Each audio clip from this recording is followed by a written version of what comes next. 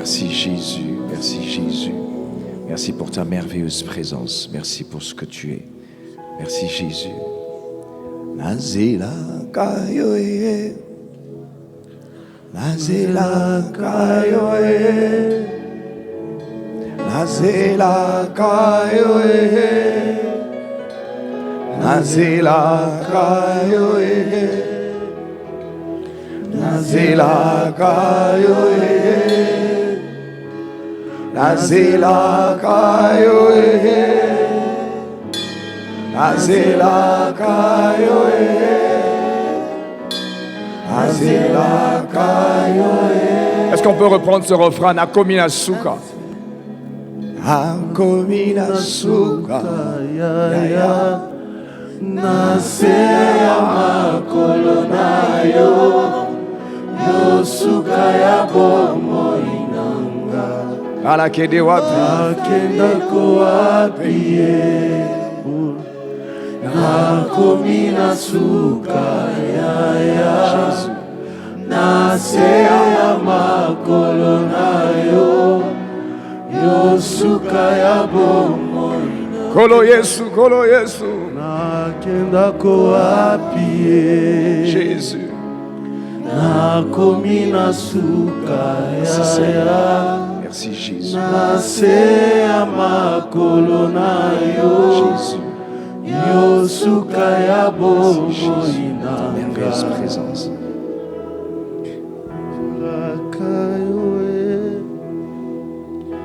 Kolo Yesu, Jésus. Kolo Yesu. Yozali. Mokonzi na nguya, Konzi nanguya. Kolo Yesu, Yahweh, Yahweh. Kolo Yesu, Kolo Yesu. Mokonzi na nguya. Seigneur, nous n'avons pas d'autres mots. Ce refrain, il peut nous conduire jusqu'à l'éternité. Yozali Okontinanguya. Quand nous arrivons au bout, quand nous arrivons coincés au coin d'un mur, nous crions simplement ton nom. Nous restons à tes pieds et nous disons que tu es notre Dieu. Seigneur, qu'il est bon d'être dans ta présence. Qu'il est bon, qu'il est bon, qu'il est bon, qu'il est bon, qu'il est bon, qu'il est bon, qu'il est bon, qu'il est bon, qu'il est bon. Jésus. Kolo Yesue. Kolo Yesue. Yozali. Mokonzi nanguya. Kolo Yesue. Kolo Yesu, Kolo Yesue. Kolo Yesu, Kolo Yesue. Kolo Yesu, Yahweh Yozali Mokonzi nanguya. Kolo Yesue.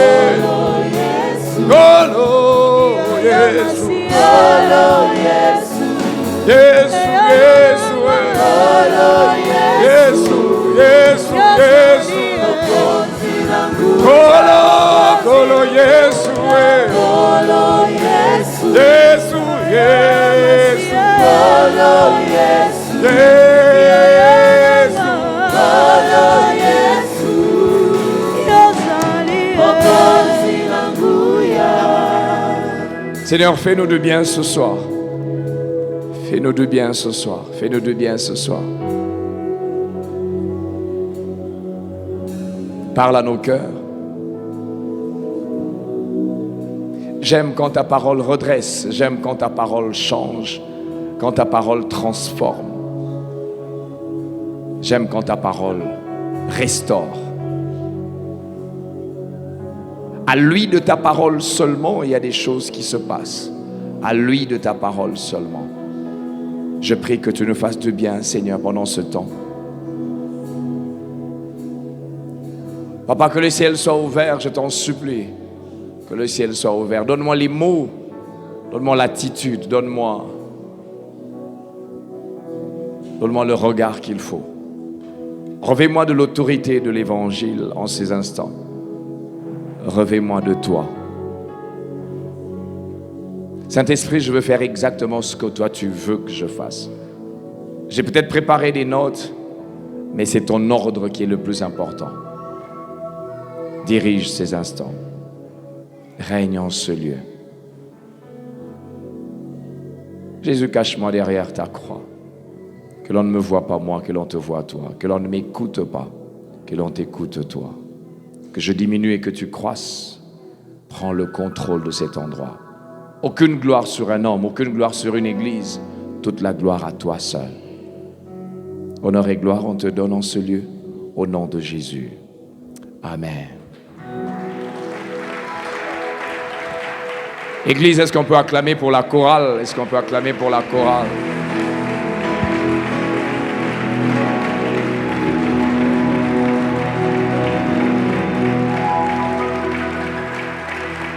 Amen.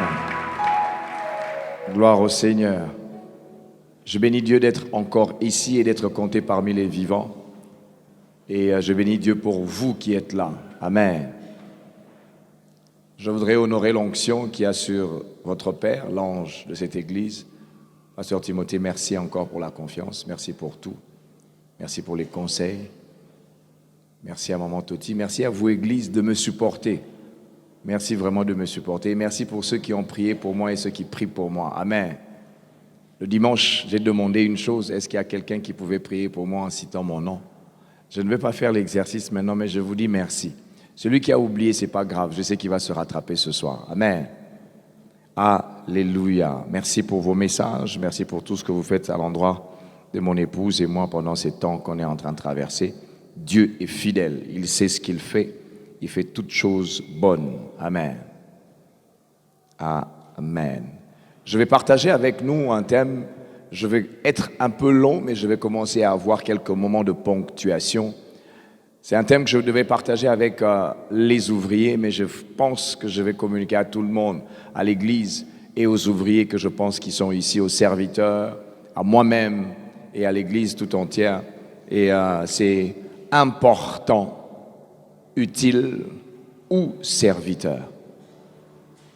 Je voudrais partager avec nous ce thème. Je réfléchis sur ça chaque fois. Je me remets en question moi-même. Chaque fois que je sers, je me dis... Quelle est la motivation de service? Quand je monte du haut de cette chaire, que je dois arriver devant, quand je monte sur les chairs, quand je peux être dans l'une ou l'autre église, je dis, Seigneur, Anthony, pourquoi tu montes sur la chaire? Pourquoi? Pourquoi est-ce qu'on sert? Pourquoi je veux me tenir ici? Aujourd'hui, avec les réseaux sociaux, vous pouvez être sur une chaire, vous voyez quelqu'un, après, il vous envoie une capture d'écran. Le côté humain, le côté égo, il a quand même suivi. De plus en plus, les gens commencent à chercher la chair pour les likes, pour des vues. J'ai vu des gens prendre des morceaux, des prières qu'ils étaient en train de faire. Ils ont envoyé dans différents réseaux en train de dire « Prie avec ça, le Seigneur va t'ouvrir les écluses des cieux ». Vous voyez ce que les réseaux sociaux sont en train de faire. Pourquoi est-ce que nous servons? Pourquoi est-ce que vous êtes dans un département? Pourquoi est-ce que vous êtes dans un service? Pourquoi est-ce que vous êtes à la chorale? Pourquoi est-ce que vous êtes à la technique? Pourquoi vous êtes au protocole? Pourquoi vous êtes au service d'hygiène? Pourquoi on est chez les mamans? Pourquoi on est chez les papas? Pourquoi on est pasteur? Il y en a plusieurs qui sont dans cette assemblée qui n'ont probablement pas cette qualité de pasteur, mais qui ont une richesse dans la parole de Dieu. La petite vie avec le Seigneur que j'ai me l'a montré, me l'a démontré. Mais pourquoi est-ce que nous servons? Alors je nous pose la question, important, utile ou serviteur? Luc chapitre 10, nous allons nous lever pour lire ce passage à partir du verset 38 jusqu'au verset 42. Luc 10, 38 à 42. Est-ce que vous pouvez m'aider à vous lever humblement et respectueusement? On va lire 1, 2, 3. Comme Jésus était en chemin avec ses disciples, il entra dans un village et une femme nommée Marthe le reçut dans sa maison. Elle avait une sœur nommée Marie qui, s'étant assise aux pieds du Seigneur, écoutait sa parole. Marthe, occupée à divers soins domestiques, survint et dit « Seigneur, cela ne te fait-il rien que ma sœur me laisse seul pour servir? Dis-lui donc de m'aider. Le Seigneur lui répondit, Marthe, Marthe, tu t'inquiètes et tu t'agites pour beaucoup de choses. Une seule chose est nécessaire. Marie a choisi la bonne part qui ne lui sera point ôtée. Seigneur, je suis ce que ta parole dit que je suis. Je possède ce que ta parole dit que je possède. Je vis ce que ta parole dit que je vis. Aucune autre parole sur cette terre ne pourra avoir d'effet sur moi si ce n'est ta parole. Je prie que ta parole m'ouvre les cieux. Je prie que ta parole m'ouvre la destinée. Dans le nom de Jésus. Amen. Est-ce qu'on peut se rasseoir? C'est le texte de base que je vais utiliser. Je parlerai de Marthe et Marie. Je parlerai d'un autre texte. Je parlerai de ce que je pense, que je considère ou que j'ai pu relever comme étant des traits que les serviteurs pouvaient avoir. Je parlerai de 6 traits et nous allons conclure, Dieu voulant. On va peut-être avoir le temps de prière à la fin. Amen. Important, utile et serviteur. Aujourd'hui, le zèle dans le service de Dieu a révélé tellement de choses que l'on se pose parfois beaucoup de questions dans l'exercice de service. Dans l'exercice de service, on se pose des questions. Est-ce que vous savez qu'aujourd'hui, c'est devenu même un label de dire que je suis chrétien? Vous rencontrez quelqu'un, est-ce que vous êtes chrétien? Moi, je suis chrétien.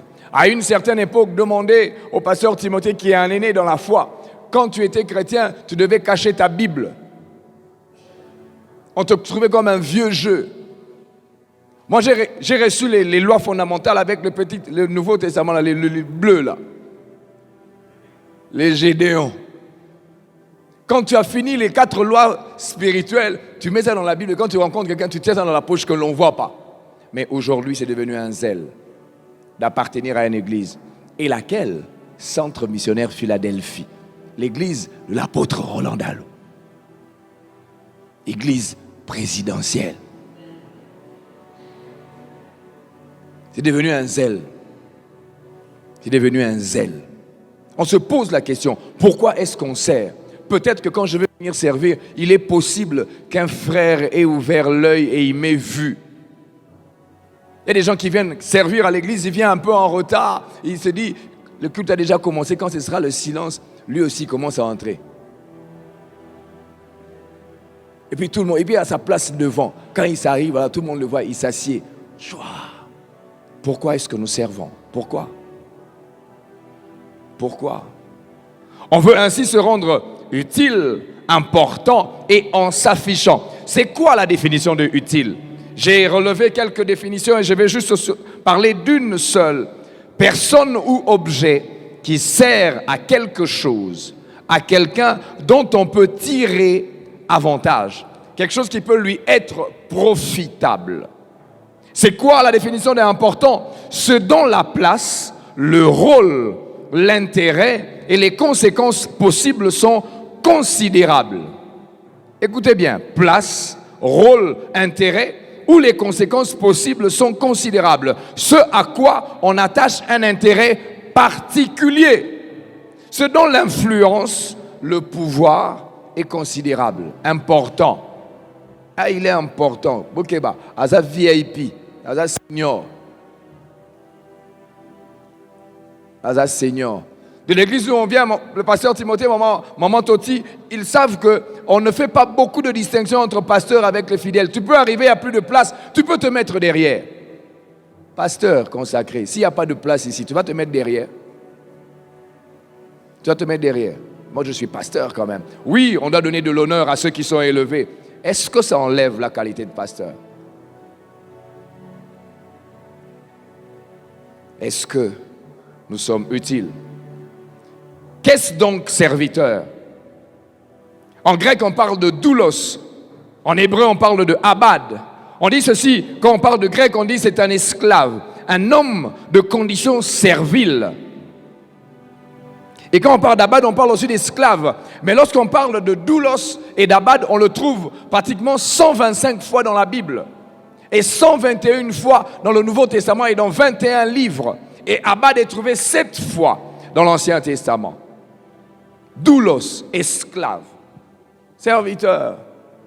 C'est ça, doulos, esclave. Motopamba, inutile. Motopamba. En revenant au texte que nous venons de lire dans Luc 10, nous voyons qu'il y a des éléments qui sont mis en exergue et qui nous permettent de partager ensemble ce que devrait être notre posture ou notre attitude dans la marche avec le Seigneur. Luc 10 est en train de parler de Christ qui arrive dans une maison, dans la maison de son ami Lazare. Ces deux sœurs-là, c'était les sœurs de Lazare. Et quand il entre, il y a deux sœurs qui sont actives, l'une dans autre chose, l'autre dans autre chose. Imaginez le pasteur Timothée, il entre chez vous, c'est quand même le révérend Timothée, quand il vient dans votre maison, vous devez tout faire. Il faut aller, il faut. Et puis, pasteur Aïe, tu vas sortir les meilleurs. Et puis après, Marthe est en train de faire ça. Est-ce qu'elle a mal fait? Je ne crois pas. Et d'ailleurs, elle n'a pas mal fait, parce qu'elle veut honorer. Mais la réponse de Christ est compliquée. La réponse de Christ, jusqu'aujourd'hui, quand je lis ce passage, je dis, Seigneur, mais on veut t'honorer. Mais il y a juste un petit détail derrière, c'est que son service a été comparé à quelqu'un d'autre. J'en parlerai tout à l'heure. Un deuxième texte que je voudrais que nous puissions lire ensemble, Luc 17, 7 à 10. Luc 17, 7 à 10, je vais les lire seul pour aller assez rapidement. Luc 17, 7 à 10, la Bible dit ceci. « Qui de vous ayant un serviteur qui laboure ou paie les troupeaux, lui dira quand il revient des champs, approche vite et mets-toi à table. Ne lui dira-t-il pas au contraire, prépare-moi à souper, ceins-toi et me sers, jusqu'à ce que j'aie mangé et bu. Après cela, toi tu mangeras et tu boiras. Doit-il de la reconnaissance à ce serviteur? Parce qu'il a fait ce qui lui était ordonné. Vous de même, quand vous avez fait tout ce qui vous a été ordonné, dites, nous sommes des serviteurs inutiles. Nous avons fait ce que nous devrions faire. Deux textes qui nous permettent d'avancer dans cet enseignement de ce jour. Deux textes qui me font réfléchir moi-même tous les jours. Tous les jours. La gloire, elle fait du mal dans la vie de quelqu'un. La gloire, elle tue.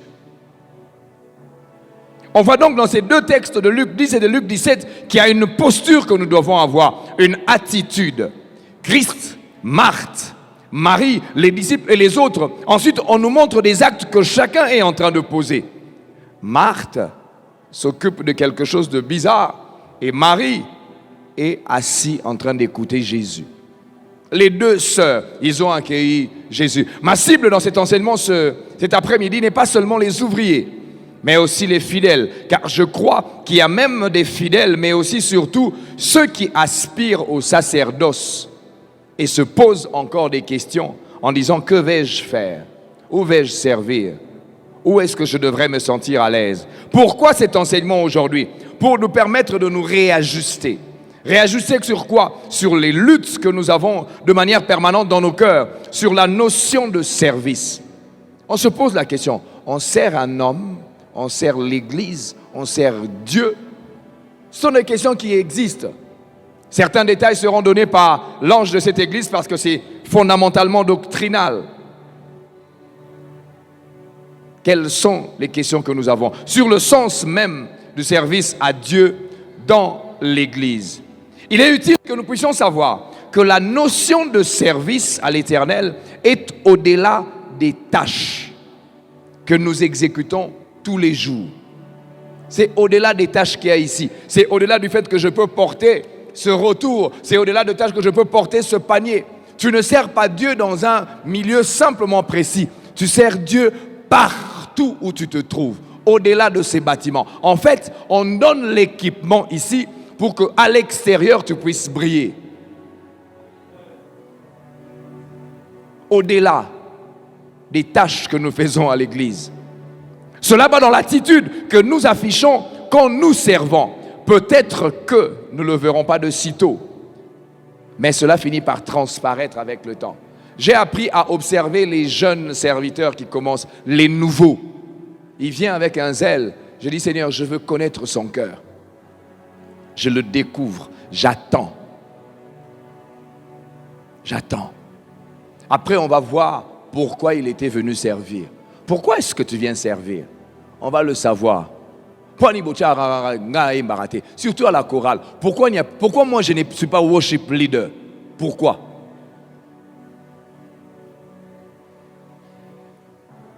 Tu peux venir d'une autre église. Tu te dis, moi j'avais un don de prophétie, un don de parole de connaissance. Quand tu arrives ici, tu dis, tu viens voir les pasteurs Timothée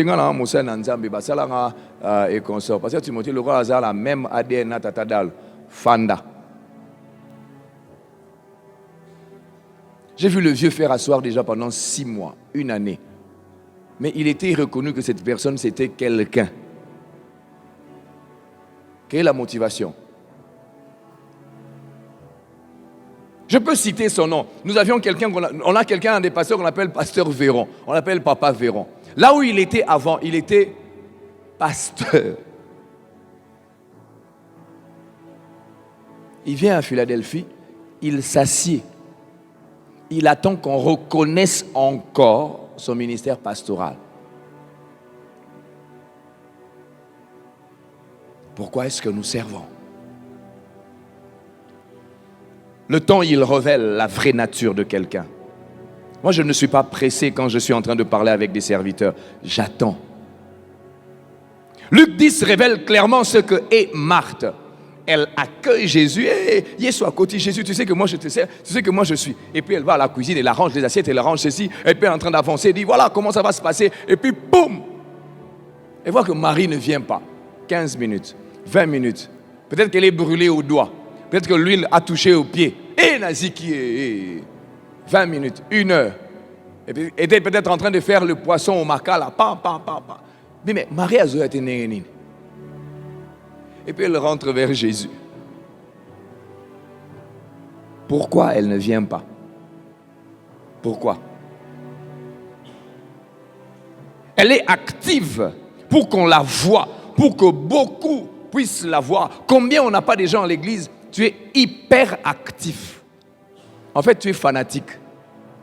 Et puis quand tu es en train de servir, tu sers, quand tu vois les pasteurs Timothée en train de venir, maman, tu te dis, hey, tu commences à servir, tu commences à ramasser, et puis tu commences à venir pour qu'on te voie. Tu veux qu'on te voie. Hyper actif.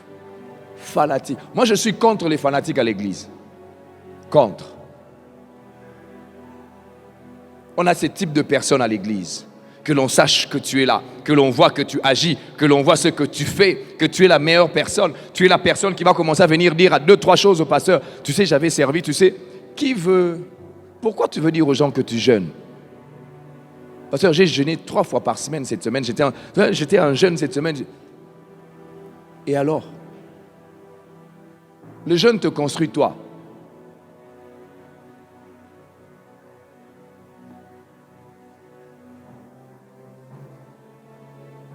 C'est assez bizarre. Le fils aîné qui est dans la parabole de l'enfant prodigue revient à la maison. Le fils aîné dit à son père, moi j'ai été longtemps servi, tu n'as jamais fait ça. Le père il dit, mais toi tu n'as donc jamais compris ton rôle. Donc tu servais pour avoir une récompense. Pourquoi est-ce que nous servons? C'est la question que je nous pose. On attend quoi? Important, utile au serviteur. Pourquoi on sert? Tellement de raisons qui existent. La révélation.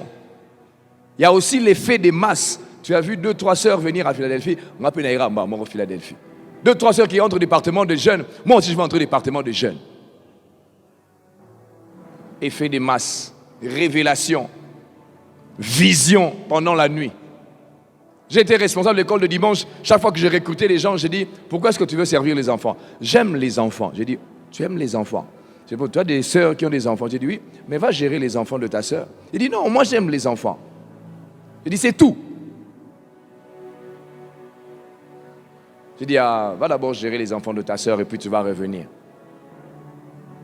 Et comment te servir? Non, J'étais en train de dormir, j'ai vu seulement beaucoup d'enfants autour de moi. J'étais en train de me dire, beaucoup d'enfants, c'est quoi? Et puis j'ai compris que je suis dans le département de l'école de dimanche. Tu as vu beaucoup d'enfants? Et puis dans le département de l'école de dimanche. Est-ce que Dieu n'est pas en train de te dire que tu auras beaucoup d'enfants quand tu seras marié? Quel est le lien entre beaucoup d'enfants et l'école de dimanche? Quelles sont les raisons? Qu'est-ce qui vous pousse à aller servir? Demandez aux pasteurs, ils vous diront, parfois quand il dit, j'ai senti. Tu as senti ça comment? Ça t'a fait quoi? Ça t'a fait mal aux pieds? Ça t'a fait mal à la main? Tu as la chair de poule. J'étais en train de prier, j'ai senti. Brrr. Je dois être dans le département de la jeunesse. Ouf! Tu as senti. Continue de sentir encore. Tu me donneras l'odeur. Il y en a qui viennent pour dire, je vais appliquer ce que je sais à l'église. Tu sais quoi? Non, j'ai appris des choses. Tu as appris où et quoi?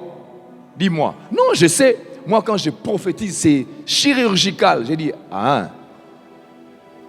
on va attendre. On va attendre. Dès l'instant où quelque chose affecte le système de fonctionnement dans le service avec Dieu, le début de questionnement commence. Parce que tu viens avec une certaine révélation toi-même, mais l'horaire dans ce département commence à te bouger. Tu te poses la question de savoir, est-ce que Dieu m'avait vraiment appelé? Ce jour-là, si le leader a dit, Dieu m'a dit qu'on doit normalement jeûner 5 jours. Tu arrives comme ça à la maison, tu dis, département, est-ce que nous avons même tatine un gars? Mais qui t'a dit? Dieu. Maintenant, on dit 5 jours de jeûne. Ça te dérange. Quand j'étais à l'école le dimanche, j'étais en train de dire aux gens, en tout cas, je crois qu'on va avoir une nuit de prière. Et puis quand j'arrive une nuit de prière, j'ai dit, non, normalement, la nuit de prière, je n'ai pas averti, mais en fait, on ne va pas manger. Il y avait des petits tests comme ça que je faisais au moniteur. Tu commences seulement à prier, tu sens que tu pries, tu bats toi-même les mains.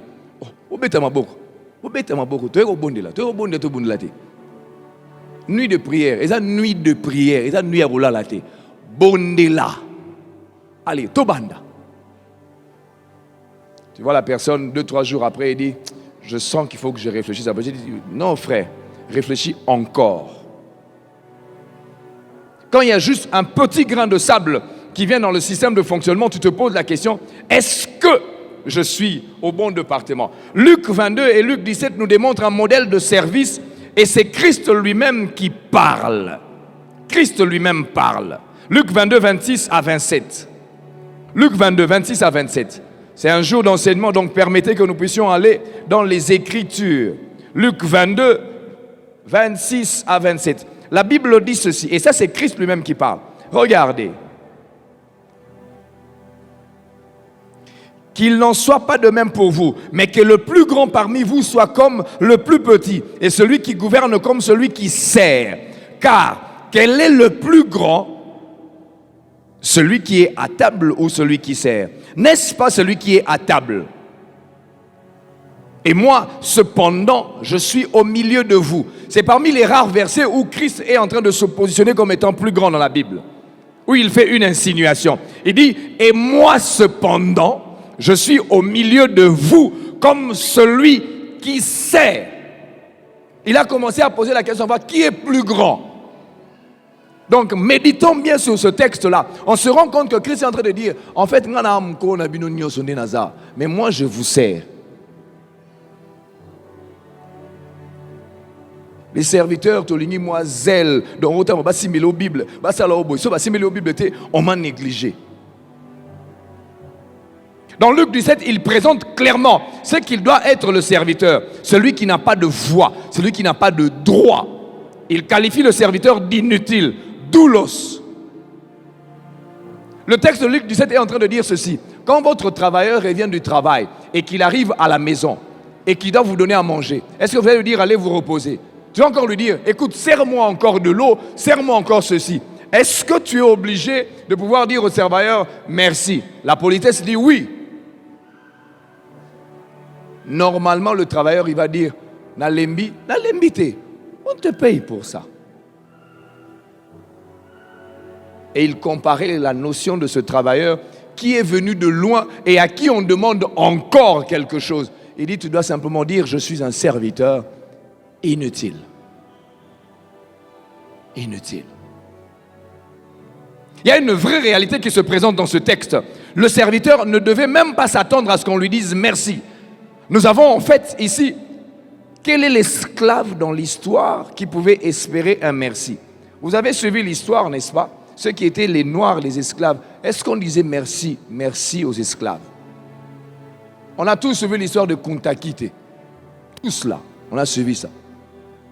Est-ce qu'on pouvait dire merci aux esclaves?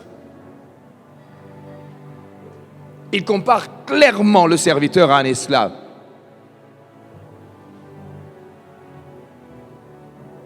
Cette expérience se fait lorsque l'on sait à qui l'on a donné sa vie. Tu ne peux servir que correctement. Tu ne t'attends à rien. Tu as fini de porter. Parfois, le pasteur ne te voit pas. Il est même déjà parti. Il ne sait même pas ce qui se passe après. Frère, quand tu sers, n'attends pas une reconnaissance. Il y a quelqu'un dans les cieux qui voit. Quelqu'un dans les cieux. Dans Luc 22, nous voyons clairement, et parmi les rares fois où Christ est en train de dire, n'est-ce pas moi qui suis le plus grand, mais c'est moi qui vous sers. Il présente ici une notion qui doit être considérée comme grand, celui de serviteur. Si l'on veut être comme Christ, donc on doit servir. C'est un syllogisme avec deux prémices et une conclusion. On doit être ceux-là qui servent les autres. Paul le dit encore mieux dans Philippiens 2, 5 à 8. Il n'a pas regardé son égalité avec Dieu comme un butin à préserver. Qui? Christ. Il n'a pas regardé sa condition de Dieu comme un gain à garder. Non, il ne l'a pas regardé. Qu'est-ce qu'il a fait? Il s'est dépouillé de cette divinité pour se faire serviteur. Donner sa vie à Christ nous envoie à la notion d'esclave. Frère, depuis le jour où tu as donné ta vie à Christ, esclave de Dieu. Esclave. Nous ne faisons que ce que lui, il dit. Quand il a décidé, on est dit à vos ordres, sans discussion. Nous le recevons comme notre sauveur. On aime bien la partie sauveur, parce que dans la partie sauveur, il y a l'argent, il y a les enfants, il y a les titres, il y a la promotion, il y a ceci, il y a la guérison. Mais la partie Seigneur, c'est se soumettre. C'est pour ça qu'on dit je le reçois comme mon Seigneur et mon Sauveur. Et on ajoute personnel. Cette qualité que Christ a exige de nous la révérence, l'honneur, le respect et le dévouement vis-à-vis de lui. Qui est donc serviteur? Avant, j'ai défini qu'est-ce que c'est un serviteur. Maintenant, qui est donc serviteur? Qui est donc serviteur? Le serviteur est celui qui sait s'humilier vis-à-vis des autres, comme nous nous humilions vis-à-vis du Seigneur. En fait, il n'est pas possible de te proclamer serviteur si tu n'as pas la notion de servir les autres. C'est impossible que tu t'appelles serviteur si tu ne sais pas servir les autres. C'est impossible. Deuxième type de personne qu'on peut appeler serviteur, c'est celui à qui on exigera beaucoup. Regardez dans Luc 17. Regardez dans Luc 17. Troisièmement, c'est celui qui sait que servir est son devoir. Son devoir. Frères, sœurs, Christ nous a sauvés pour servir. Il nous a sauvés pour servir l'Éternel. Lorsque tu n'as pas compris que tu es sauvé pour servir, tu feras des dégâts dans l'église, dans la société, dans ta famille. Quand tu ne sais pas, vous savez, quand on est serviteur, on avale son droit, son ego. Oh, au nom de Jésus. Dans la vie normale, dans la vie séculaire, il y a des gens qui ne se rapprocheraient pas de certaines personnes dans l'église. Au nom de Jésus, tu es côte à côte avec quelqu'un. Au nom de Jésus, tu es côte à côte. À l'église, il n'y a pas de titre. Tu verras quelqu'un qui est socialement élevé, qui est assis avec une sentinelle et parfois qui n'a pas bien lavé les aisselles. Et vous êtes en train de prier au même moment. Et parfois, il te cogne. Mais dans la vie sociale, cette sentinelle ne saura jamais t'approcher. Il y a 25 protocoles avant d'arriver. Je reçois un jour un jeune frère dans mon bureau, avant qu'il ne puisse arriver, au premier checkpoint, on te dit, ok, t'as un âne. Dis-toi, tu vas voir Premier checkpoint. Puis ma secrétaire lui dit, on est en train de l'attendre. Il dit, ça c'est là, bien. Premier checkpoint. Deuxième checkpoint, il arrive quelque part. Toi, ça c'est là où on a été. On a mon papier. Troisième checkpoint, il arrive.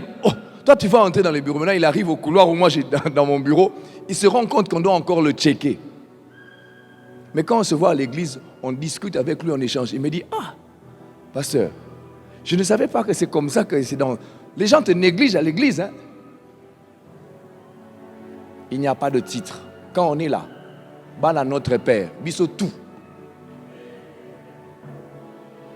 Quatrième caractéristique du serviteur, c'est celui qui accepte que Christ a le droit absolu sur lui. Cinquième, c'est celui qui est nourri par la parole de Dieu. Je reviendrai sur ça, psaume 119, 148 à 149. Sixième, et serviteur, celui qui sert à l'image de Christ. À l'image de Christ. Alors, quels peuvent être les traits de caractère du serviteur? J'en ai trouvé 6. Il est possible que vous en trouviez d'autres. Il est possible que vous ayez déjà eu un enseignement sur ça. Moi, j'en ai trouvé 6 que je voudrais partager avec nous tous. Premier trait, né de nouveau. Je peux citer les 6 et puis je reviendrai. Né de nouveau, d'abord, tu ne peux pas servir en un milieu si on ne sait pas. Si tu as reçu Christ comme Seigneur et Sauveur. Né de nouveau. Deuxième élément, nourri par la parole de Dieu.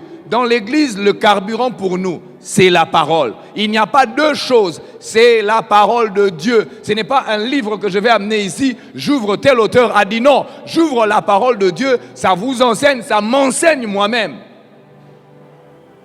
Troisième élément, quand je regarde par rapport au trait, motivé par la compassion.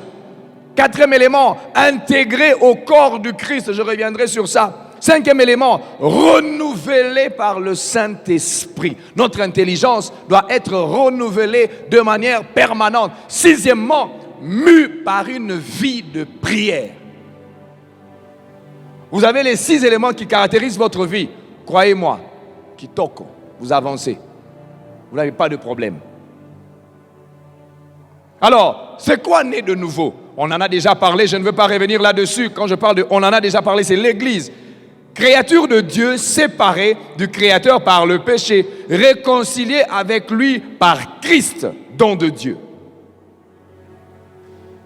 Autrefois, on était enfants de colère. Regardez Ephésiens 2, 3, où on est en train de décrire les enfants de colère. On dit, autrefois, on était enfants de colère, mais nous avons été comment? Nous avons été révoltés contre lui, mais j'ai été réconcilié avec Christ par l'œuvre de la croix.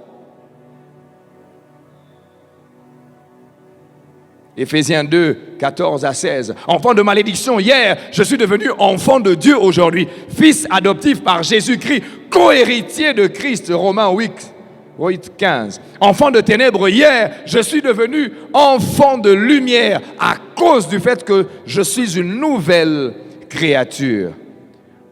Quand on parle de né de nouveau, on parle de changement d'état. Quand on parle de né de nouveau, on parle de transformation. On parle de nouvelle vie. On parle de nouvelles personnes en Christ. Mais c'est Dieu qui opère ce changement. Nouvelle personne, changement d'état, changement de nature. Ton langage change. Un enfant de Dieu qui est né de nouveau réellement, il y a des choses dans ta bouche qui ne sortent pas. Tu ne peux pas me dire que tu es né de nouveau et puis tu me dis que tu es allé évangéliser les gens dans une boîte de nuit. C'est quel évangile? Non, j'étais simplement en train de voir.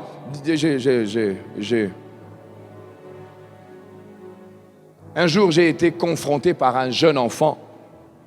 Il me dit, pasteur, j'ai vu une sœur de l'église dans la boîte de nuit. J'ai dit, toi, qu'est-ce que tu faisais? Pasteur, moi, ma vie est un peu comme ça. Mais moi, j'ai vu une sœur de l'église. Je ne te vois pas pour moi, pour la sœur de l'église. Puis j'ai dit, toi, tu faisais quoi là-bas? Il dit, non, pasteur, écoute-moi d'abord, pasteur. Je dis, mais cette sœur-là nous a enseigné. Pasteur, dis-lui que je l'ai vue, parce que je l'ai vue. Quand elle est allée aux toilettes, je t'ai vu. Bonjour, bonjour.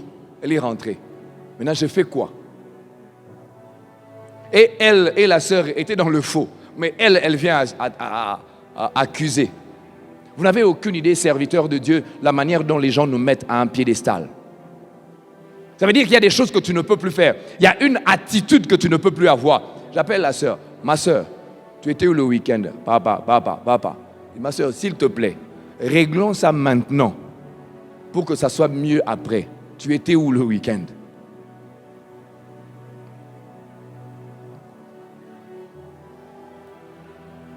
Il dit, papa, je ne comprends pas. Je comprends pas. J'ai dit, tu sais, là où tu as enseigné, cet enfant t'a vu. Quelle est l'estime qu'il va encore avoir pour toi? Né de nouveau, c'est une transformation.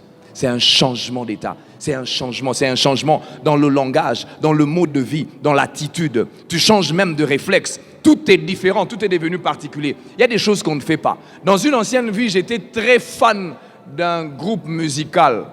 Très fan. Je ne sais pas si déontologiquement je dois le dire, sur le plan de l'éthique, je dois le dire, je ne dis pas ça.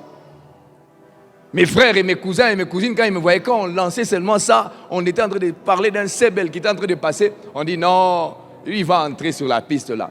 Un jour, on va dans une fête de mariage et mes cousins et mes cousines et moi, on était là. On a mis ça. Ils m'ont regardé. Je n'ai même pas bougé. Il y a une sœur qui vient me voir et me dit au bon moment, on m'a solo.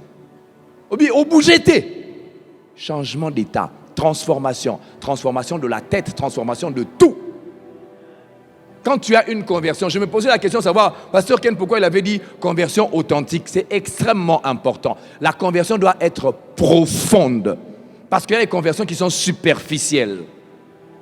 Être né de nouveau, ça veut dire que tu ne fonctionnes plus dans le système de pensée des humains. Tu es dans le système de pensée céleste. Né de nouveau. Mais tu vis quand même sur terre. Tout est différent, tout est particulier. Ta vie a totalement changé. Regardez Saul sur la route de Damas.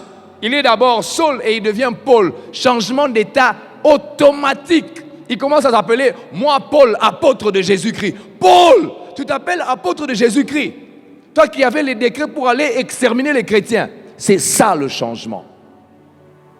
C'est ça le changement. Il prêche Dieu. Dans ta vie de tous les jours, est-ce que tu es né de nouveau réellement? Que fais-tu? Es-tu réellement libre? Es-tu réellement libéré de certaines choses? Il y a des gens qui sont nés de nouveau qui vivent encore avec des douleurs. On les appelle les blessures intérieures. Je sais que c'est un processus. Mais pourquoi vous les gardez pour vous? Exposez ça au Seigneur. Exposez ça. Tu ne peux pas devenir né de nouveau en disant né de nouveau à l'église, Osana bakana na yo. Moi nanzambi, Osana bakana nga saranaka te, nga bomi na la lobaka boudé na la. Il dit répète encore. Pasteur, na sarana bakana moko boy. Elle dit ma sœur. Elle s'est réagit à dire pardon. Né de nouveau, c'est transformé. Quel poids est-ce que tu traînes encore jusqu'aujourd'hui? Pourquoi ton langage ne change pas? Pourquoi ces envies ne changent pas? Laisse-toi vaincre par Christ. Deuxième trait, nourri par la parole de Dieu.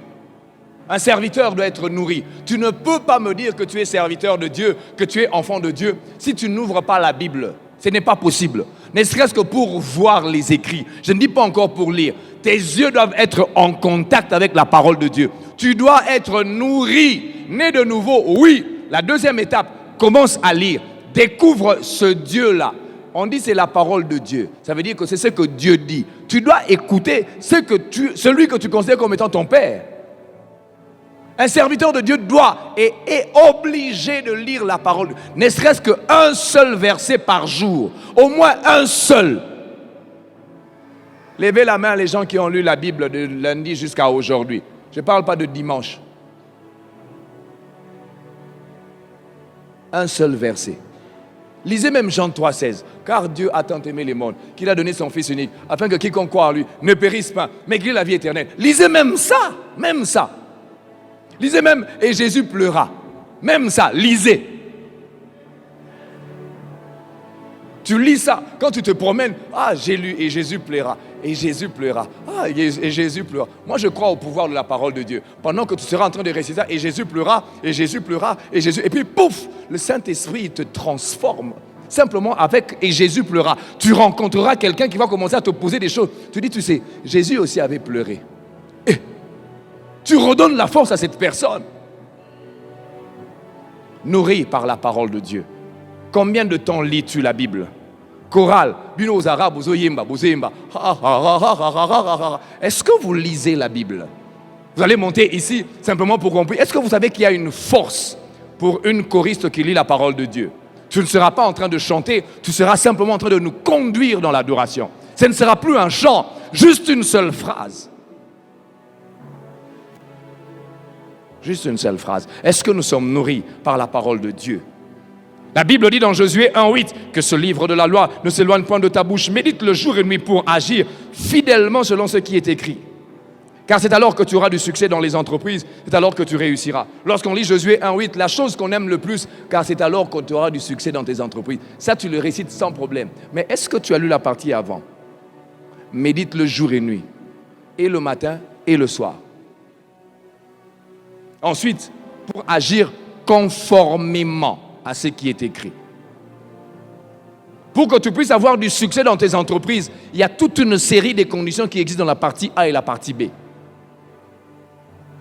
Nourri par la parole. La nourriture, c'est ce qui donne la force, qui te permet la croissance. Regardez dans Jean 5:5, qui te donne de la vitalité. Tu reçois Christ, oui, mais il y a un moyen qui nous permet d'être véritablement nourris, c'est la parole. Il te faut lire. Il faut être au contact de la parole de Dieu. Je peux les citer, les témoins de Jéhovah sont très forts. Quand ils sont en train de partager avec vous, ils t'amènent les versets dans la Bible, il est écrit, il est écrit, il est écrit. Toi, tu regardes comme ça, tu es dans Philadelphie avec le pasteur Timothée. Lui, il lit ça tous les jours, mais il prend la bière, il fait ceci, il fait n'importe quoi. Et il te renverse. Regardez la tentation de Christ, le diable vient lui dire, il est écrit. Lui, il le dit, il est aussi écrit. Le diable utilise la Bible pour te faire tomber. Est-ce que tu lis la Bible? Est-ce que tu es nourri par la parole de Dieu?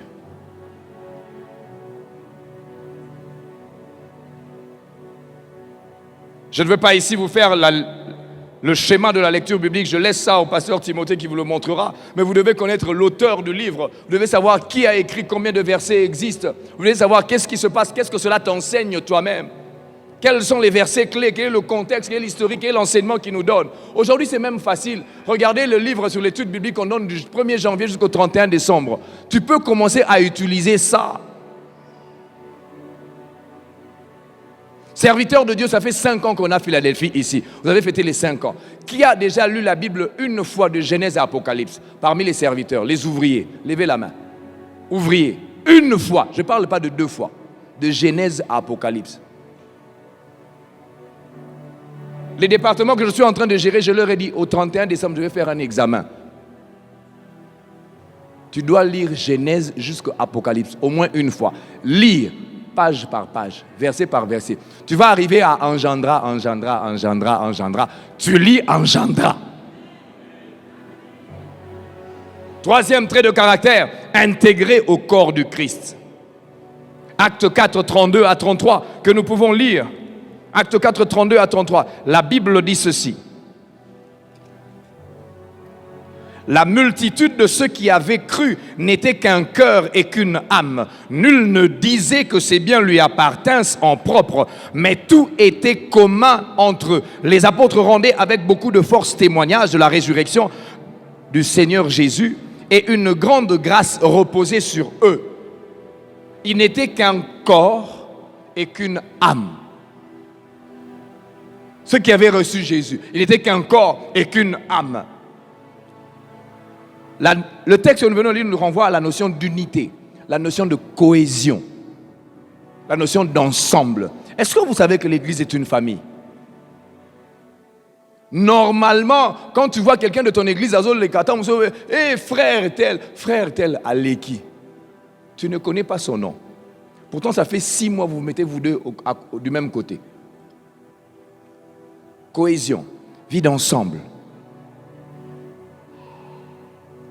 Vous savez, dans l'église, il y a toujours en nous une certaine comparaison. J'en ai parlé avec les mamans et même avec les papas, des comparaisons de l'église là où je suis avec une autre église. Moi, il m'arrive d'entrer dans plusieurs églises. La liturgie, elle est différente.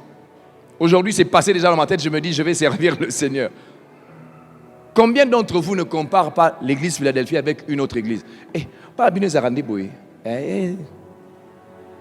Mais est-ce que vous savez qu'ils confessent Jésus-Christ comme Seigneur et Sauveur, comme vous? Je parle des vraies églises. Le chant est différent, la chorale est différente. Il y a des moments où tu vas dans une église, quand tu commences, tu vas dans l'église, chorale, les oeufs, chorale à Mouizane, n'a-t-on comprendre? Est-ce que tu viens pour la chorale ou tu viens pour exprimer ton cœur à Dieu? Il y a des moments où tu vas en mission de service, tu vas à un endroit, tu cherches un endroit pour communier. Tu vas au moment la chorale,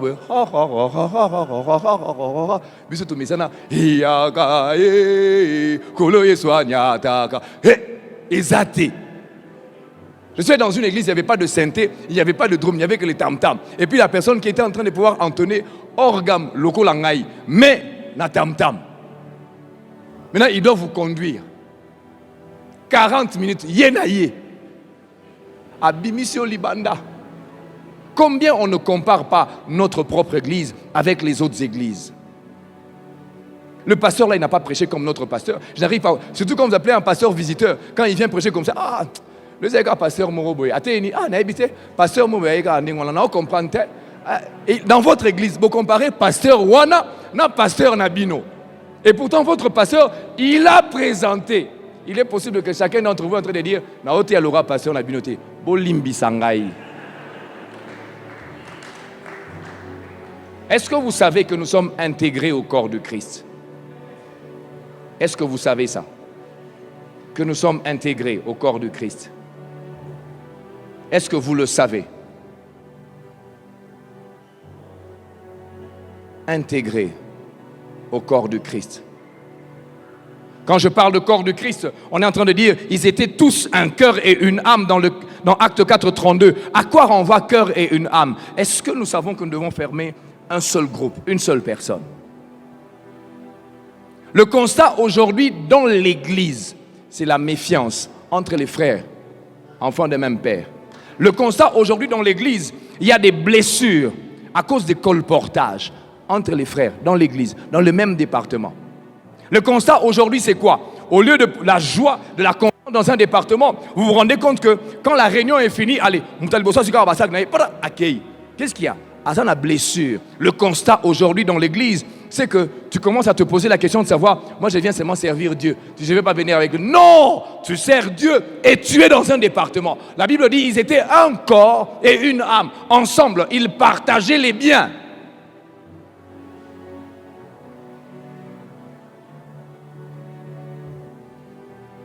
Quel est le but qui vous rapproche d'un frère? Qu'est-ce qui vous rapproche d'une sœur? Dans le même département. Vous êtes convaincu que cette personne est directeur de ressources humaines quelque part et toi tu cherches le travail. Vous êtes dans le même département. Au nom de la fraternité dans l'église, au moment où Dieu m'a dit de te dire, au PC-moi prophétie à l'Okuta. Et puis tu pries avec lui. Je sens dans mon cœur qu'il faut que je prie avec toi. Tu sens quoi? Tu sens rien. C'est ça dans les départements. Ça dans les départements. Frère, je vous parle des choses qui sont vraies, vécues dans l'église. La conséquence, c'est que le serviteur devient isolé quand il est frustré. Il commence à raser le mur. Quand il vient dans l'église, il se met au coin, là derrière là-bas. Quand le culte se termine, amen, pas.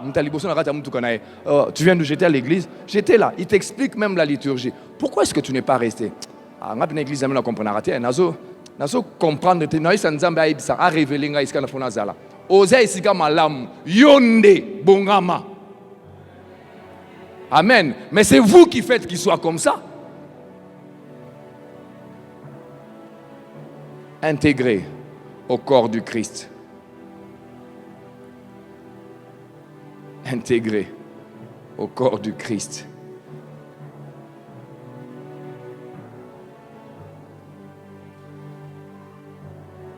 C'est dur d'être dans l'église. Est-ce que tu as le fardeau d'intercession d'un frère à l'église sans que le pasteur en parle?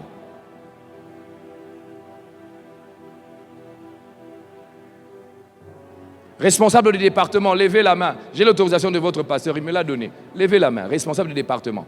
Vous êtes là. Vous connaissez le nom de tous les membres du département. Nom et prénom. Les jours d'anniversaire.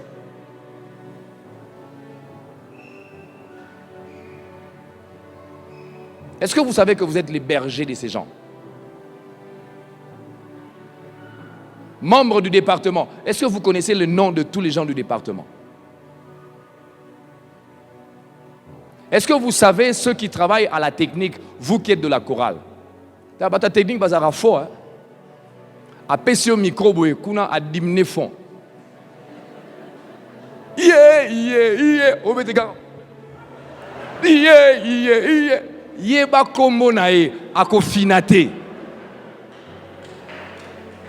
Les gens de la chorale, est-ce que vous connaissez les jeunes? Les gens qui sont à la sécurité, est-ce que vous connaissez les gens qui sont à l'intercession? Ceux qu'on ne voit pas. Les gens de l'intercession, est-ce que vous connaissez les gens qui sont à l'hygiène? Ceux qui nettoient les toilettes. Vous les connaissez? Est-ce que vous connaissez leur nom? Au moins leur nom. Les gens de l'intercession, vous connaissez le nom des moniteurs ou des monitrices à l'école de dimanche? Cher papa, chère maman, donnez-moi le nom de 10 moniteurs et 10 monitrices que vous connaissez. Pourtant, on est dans la même église. Aimes-tu les autres? Motivé par la compassion, c'est le 4e trait. C'est quoi la compassion? Le dictionnaire le définit comme étant un sentiment qui rend sensible aux souffrances d'autrui. On appelle ça même une commisération. On appelle ça même de la pitié. Que ressens-tu vis-à-vis d'un frère, d'une sœur qui est en détresse?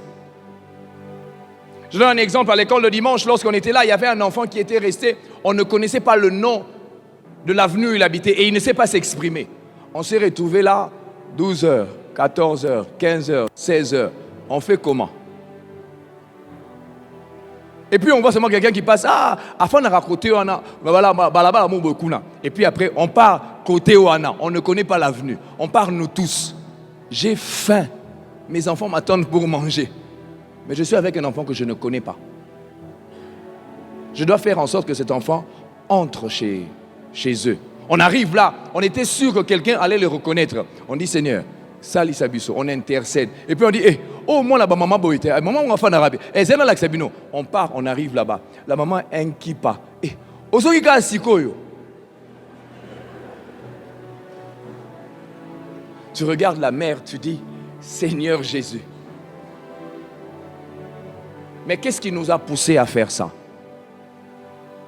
Qu'est-ce qui nous a poussé, nous, moniteurs, à faire ça à l'époque? Romains 12:1, la Bible dit, ému par les compassions de Christ d'offrir vos corps pour un culte raisonnable, n'est-ce pas? On dit, il faut que tu offres toi-même ta vie comme un sacrifice raisonnable. Par les compassions de Christ, je vous en supplie, offrez vos corps pour un culte raisonnable. Matthieu 9:36, la Bible dit, ému par la compassion. Encore une fois, ça c'est Christ qui le dit. La compassion nous amène à abandonner, à faire ce que nous ne pouvions pas faire en temps normal, au nom de Jésus. En fait, la compassion, ce n'est pas de la pitié, c'est de l'amour. Et de l'amour véritable. Je suis en train de venir à la dévotion matinale ces derniers temps depuis 6 heures. Je trouve déjà les gens de la technique qui sont debout. Ils se réveillent à quelle heure? Avec le froid. Je dis Seigneur, que Dieu les bénisse. Dieu les bénisse.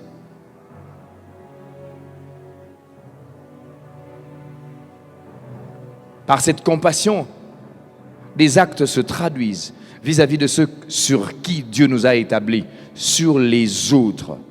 Apprendre à les découvrir. Responsable de la chorale, prenez le temps d'échanger avec les choristes. Échanger avec eux, discuter avec eux. Responsable des jeunes, réunis le comité, parle avec eux. À l'occasion de rien, vous discutez, vous riez. Tu t'identifies en eux. C'est ça être berger, ému ou motivé par la compassion. Le service doit être motivé par la compassion. Il faut établir une relation de confiance. J'ai déjà posé cette question. Connais-tu le nom de famille de 10 frères en dehors de toi-même? Frère, pour aimer, il faut avoir de l'amour. Et pour donner l'amour, tu dois l'avoir reçu. Tu ne peux pas donner ce que tu n'as pas. Tu ne peux pas. L'amour, ça ne se fabrique pas. Soit-on là, ou encore le Saint-Esprit le place en toi. Il faut avoir la compassion. 5e trait de caractère, renouvelé par le Saint-Esprit. Renouvelé par le Saint-Esprit. Éphésiens 4:23, la Bible dit ceci. Dans Éphésiens 4:23, lorsque nous le lisons, Éphésiens 4:23, je vais le lire pour nous tous et nous allons voir. On dit ceci.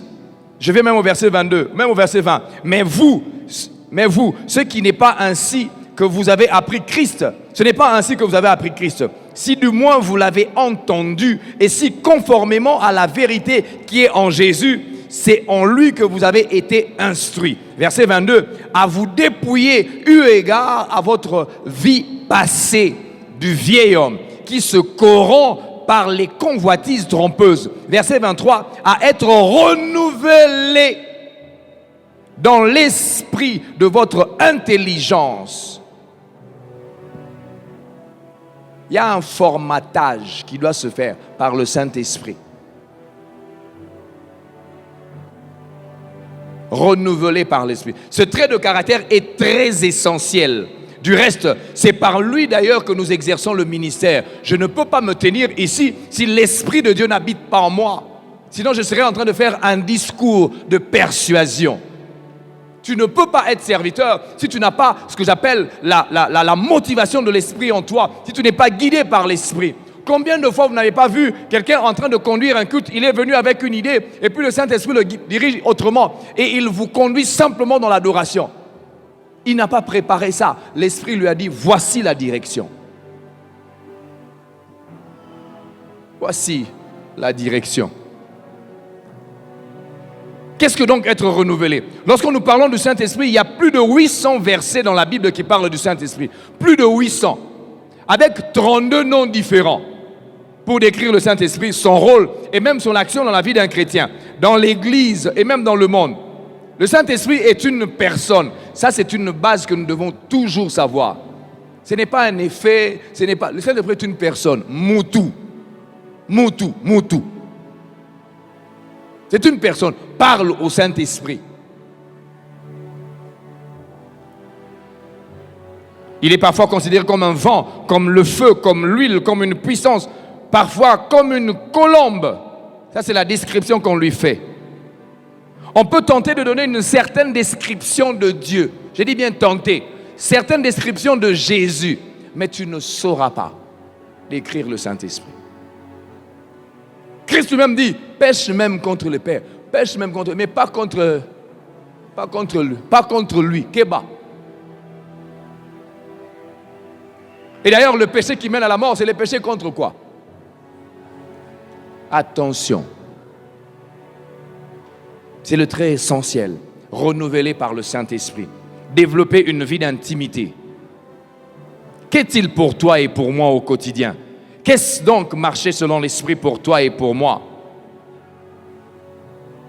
Je vous partage mon expérience. Moi, j'ai appris à honorer le Saint-Esprit. J'ai appris à l'appeler le gouverneur général de ma vie. Je me lève le matin quand je suis sur mon lit. Saint-Esprit, Ezaneni Lelo. Je ne suis pas très liturgique quand je prie. Je parle tel que là. Seigneur, je n'arrive pas à comprendre. Comment je n'arrive pas à marcher du pied gauche? Je prie que tu puisses me donner la capacité de pouvoir marcher bien du pied gauche et du pied droit. Je n'arrive pas à comprendre. Quand j'écris mon écriture commence à changer ces derniers temps. Seigneur, mes yeux me font mal. Quand je ferme les yeux, mes yeux me font mal. Aide-moi. Saint-Esprit, aide. Saint-Esprit, touche là-bas. C'est comme ça que je prie. La relation avec le Saint-Esprit doit être une intimité. Quelle est ta relation avec? Est-ce que tu connais le Saint-Esprit? Je laisse ça au pasteur Timothée. Quelle est ta relation avec le Saint-Esprit? Qu'est-ce donc renouvelé? Il y a une similitude avec né de nouveau. On parle de transformation, une transformation profonde de quelque chose, de quelqu'un. Donner quelque chose à quelqu'un, un nouvel aspect, remplacé par quelque chose de neuf, ce qui était altéré. Juge 14, 6, Juge 3:10, 1 Samuel 16, 14, Juge 6, 34. Lisez à la maison. Vous allez vous rendre compte comment il y a quelque chose qui est en train de transformer la vie de quelqu'un.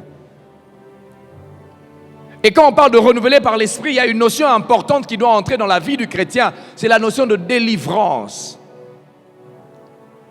Il y a des choses que tu dois laisser abandonner. Il y a des choses qui doivent normalement sortir de toi par la puissance de l'esprit.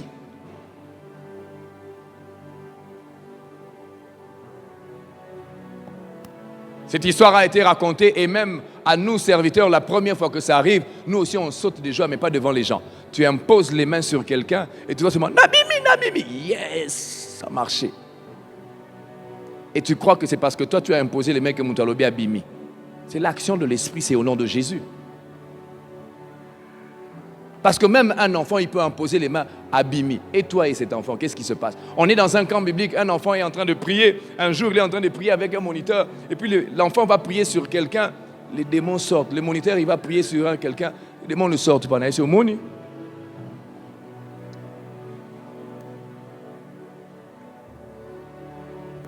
C'est par l'action du Saint-Esprit que nous pouvons être ici. C'est lui qui nous transforme. Il nous faut l'honorer. C'est extrêmement important. Il faut rechercher la vie d'intimité avec lui. C'est pour ça que nous pouvons enseigner. Nous recevons son esprit. Son esprit. Aux uns, il a donné l'esprit d'eux. Aux d'autres, il a donné l'esprit d'eux. L'esprit de sagesse, l'esprit de ceci, l'esprit de ceci. L'esprit. L'esprit. Christ dit ceci, il est avantageux pour vous, moi y compris, que lui s'en aille, mais il doit laisser quelqu'un, Paraclétos, quelqu'un de la même nature que lui. Il est avantageux pour nous que le consolateur vienne. Lorsque nous nous laissons diriger par le Saint-Esprit, c'est l'extraordinaire qui se produit. Quelqu'un qui vit avec l'esprit, un homme ordinaire, il arrive simplement au bureau, il dit seulement au chef, je ne sais pas ce qui est en train de se passer, mais que le Seigneur vous protège. Quand vous avez l'Esprit de Dieu en vous, la parole que vous libérez, elle crée une vie. Et le chef, là où il part, il se rend compte qu'il y a eu beaucoup d'accidents autour de lui. Mais lui, il a été protégé. Comme le Saint-Esprit aime rappeler les choses dans la tête, il va rappeler à ce chef-là la prière que ce monsieur qui était à la limite qu'on ne pouvait pas regarder. Et tu vas te rendre compte que dans les grandes décisions de ce chef-là, on commence à t'appeler toi. Mais tu es quelqu'un, kakaboué. Développe l'intimité avec le Saint-Esprit. Et tu verras comment l'extraordinaire arrivera sur ta vie. Laissons-nous diriger par le Saint-Esprit. Laissons-nous diriger. L'étonnement, il est non seulement pour nous, mais il est aussi pour les autres. Le renouvellement par le Saint-Esprit fait de nous des hommes et des femmes différents, extraordinaires, nouveaux, particuliers, parfois incompris dès le départ. Incompris parfois. Parfois incompris. Vous savez, quand Dieu t'a parlé, tu n'as pas besoin de l'approbation des hommes. Quand c'est sûr que Dieu t'a parlé, ne va pas poser la question à quelqu'un, confirme-moi que Dieu t'a parlé. Je n'étais pas avec toi. Dieu t'a parlé la nuit. Moi, je n'étais pas avec toi. Tu l'as entendu comment? Quelle était sa voix? Je n'ai pas entendu ça. Est-ce que tu sais que Dieu t'a parlé? Oui, fais. J'ai des entretiens avec des jeunes, ils viennent me dire, Dieu m'a convaincu de te dire. Tu dis, répète encore. Dieu m'a convaincu de te dire, mais tu viens chercher quoi chez moi? Non, je voulais que tu puisses me confirmer ça. Je n'étais pas avec toi. Je vais te confirmer ça. Je ne sais pas qu'est-ce qu'il t'a dit. Combien de fois on n'a pas des frères haut les mains? L'Éternel m'a dit. Et n'a pas de problème dans le colo. L'Éternel t'a dit, pardon. Ça là, on colo est vicieux. On va tous savoir si l'Éternel t'a dit par rapport aux fruits de ce que tu es en train de vivre. On va le savoir. Une sœur voulait se marier. Elle a parlé à tous les pasteurs dans une église de la place. Elle vient dire, l'Éternel m'a convaincu que telle personne c'est mon mari. Les pasteurs disent, l'Éternel t'a convaincu. On connaissait l'affaire du frère. L'Éternel t'a convaincu. Il revient. Il est pasteur titulaire. L'Éternel m'a convaincu que tel frère. Maman, on va vous bénir. Ils se marient ensemble, l'homme et la femme. Premier jour, inactivité, là où vous savez, il y a beaucoup d'enfants ici. Deuxième jour, inactivité. Troisième jour, on découvre que l'homme est en panne. La sœur revient chez les frères et les pasteurs. Moi, j'ai un problème chez moi. Il dit, toi, quel problème? Il dit, non, moi, j'ai un problème. Il dit, oh, toi, quel problème? Non, mon foyer, là, je crois que je... Après, on dit à la sœur, mais toi, tu nous avais dit que l'Éternel t'a parlé, non? Quand l'Éternel a parlé, moi, je recule. Je te laisse avancer. On saura tous si c'est l'Éternel qui t'a parlé. Nous devons être renouvelés par l'Esprit. Observe-toi, analyse tes actes. Où en es-tu avec ta relation avec le Saint-Esprit? Où en sommes-nous? Où en sommes-nous? Une église qui n'est pas conduite par le Saint-Esprit est une église qui est vouée à se fermer, à ne plus exister. Sixième élément, mu par la prière. Mu par la prière. 1 Thessaloniciens 5, 17, la Bible dit ceci. Faites. On peut réciter ça, n'est-ce pas? Faites. 1, 2, 3, faites. Non, priez sans cesse, n'est-ce pas? Faites en toutes circonstances, rendez grâce en toutes choses. On dit priez sans cesse dans 1 Thessaloniciens 5, 17. Priez sans cesse pour n'importe quelle circonstance. Je prie, je me lève, je prie, je mange, je prie, je dors, je prie, je vais, je prie. Dans le bus, je prie.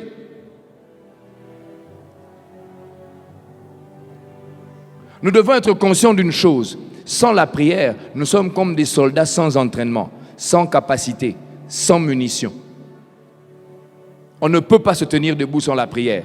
La prière est un acte d'humilité, un acte de foi, de conviction. La prière, c'est l'arme de faible, comme le dit le pasteur Kali. Il dit, Nazana batouté, nayebi batouté. Mais je connais une chose. Je sais que mon Dieu, quand je me mets à genoux, il entre là où moi je ne peux pas entrer. J'ai aimé une phrase que Maman Toti a dit hier. À cause de la prière, mon nom arrive quelque part. La prière me fait accéder à des endroits où moi je n'accède pas. Je peux être ici à Lubumbashi, mais je sais que les gens sont en train de décider de mon sort quelque part. J'ai l'assurance du Dieu que je sers à cause de la prière. Là où tu ne sais pas où tu peux entrer, mets tes genoux par terre. Au fur et à mesure que tu mets tes genoux par terre, tu deviens plus grand pour voir des choses qui sont en train d'arriver. La prière te donne les yeux pour voir dans les 5 ans, dans les 10 ans, dans les 15 ans, dans les 20 ans, simplement parce que tu as tes genoux par terre. Frères, sœurs, combien de temps passes-tu dans la prière?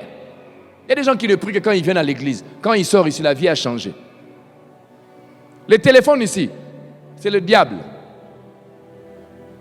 WhatsApp, Snapchat, Instagram, Twitter, SMS, appel. Combien de temps passes-tu dans la prière? Même 10 minutes, 10. Ceux qui viennent à la dévotion, je leur dis, est-ce que vous pouvez faire pendant juste une journée 5 fois la prière? Juste 2 minutes ou 5 minutes. Seigneur, je t'aime. Seigneur, je t'aime. C'est juste ça la prière. Seigneur, tu es Dieu. Que ton nom est magnifique. Dis ça même. Mu par la prière. Mu par la prière. La prière est un acte d'humilité. En fait, tu vas dire au Seigneur, moi je n'arrive pas à avancer. Je ne sais pas comment on va y arriver. Je ne sais pas moi-même faire les choses. Donne-moi les capacités. La prière exige la foi. La prière est un mystère. Quelle est la relation qui existe par le fait que toi tu as simplement dit quelque chose et puis tu vois les transformations qui se font. Et de mon je dis Seigneur, où est-ce bunganga? Eh, ça bunganga. Nanzambe. Je traversais des moments difficiles et il y avait quelqu'un qui était en train de m'embêter. Je vais rencontrer l'ancien Honoré, papa Honoré que je peux appeler. Je lui dis, regarde, telle chose est en train de se passer. Il se moque de moi. Ah, Anthony, Je dis, papa Honoré, conseil, il dit, tu as fini de parler. J'ai dit, je continue. J'ai parlé. Il dit, tu as fini. Il dit, ok. Topé ça mitindo. Comment il nani? Tel. Aosani. Topé ça mitindo. Topé ça mitindo nil. Loba. Topé ça mitindo nil. Loba. On a donné des ordres à quelqu'un qu'on ne voyait pas. Le lendemain, l'ordre qu'on a donné dans la prière, la personne a changé. Quelle est la relation qui existe entre le moment où moi j'ai prié et la personne là? Je me rappelle, je dois rencontrer un gouverneur dans une province. Je vais là-bas, il est en train de faire ceci. Et pourtant, on avait déjà fait ceci. Je rentre dans la chambre de prière. Je dis, Seigneur, moi, je ne fonctionne pas dans son système. Je lui donne instruction. Quand je me lèverai de la prière, son protocole doit m'appeler en disant, il t'attend urgemment. Pasteur Timothée, je me suis levé, j'ai commencé à m'habiller, je vois mon téléphone sur le protocole. Le gouverneur vous attend urgemment. La prière est un mystère. Prie, tu ne comprends pas. Prie, tu comprends. Prie, tu as. Prie, tu n'as pas. Prie, tu ne reçois pas. Prie, tu reçois. Prie, tu dors. Prie, tu te lèves. Prie, tu manges. Prie, tu es avec je ne sais pas qui. Prie. Mu par la prière. Comment peux-tu être serviteur de Dieu à l'église et tu ne pries pas? Il y a plusieurs formes de prière, il y a les requêtes, il y a les prières d'autorité, il y a des combats spirituels, il y a les prières de proclamation, de prophétie.